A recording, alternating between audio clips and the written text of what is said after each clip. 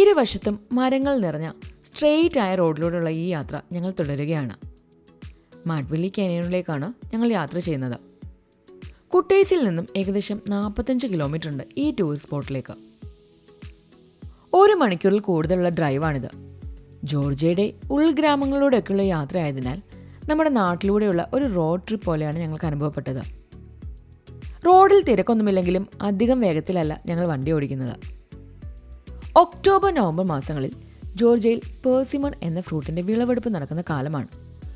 പോകുന്ന വഴിക്ക് ഞങ്ങൾ കാക്കിപ്പഴം എന്ന് വിളിക്കുന്ന ഈ ഫ്രൂട്ട്സിൻ്റെ നിരവധി മരങ്ങൾ കണ്ടു. ജോർജിയയെ സംബന്ധിച്ചിടത്തോളം കാക്കി ഫ്രൂട്ടിൻ്റെ കൃഷി വളരെ പ്രധാനപ്പെട്ടതാണ്.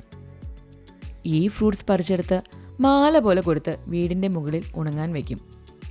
ഞങ്ങൾ അത്തരത്തിൽ കാക്കി ഫ്രൂട്ട്സ് ഉണങ്ങാനിട്ടിരിക്കുന്ന നിരവധി വീടുകൾ കണ്ടു. ഇത്തരത്തിൽ കാക്കി പഴങ്ങൾ ഉണങ്ങുന്നതിനെ പേഴ്സിമൺ ചിറി എന്നാണ് ജോർജിയയിൽ വിളിക്കുന്നത്.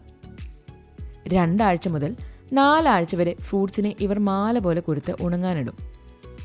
ഇത്തരം കാഴ്ചകളൊക്കെ കണ്ട് ഞങ്ങൾ മുന്നോട്ട് പോവുകയാണ്.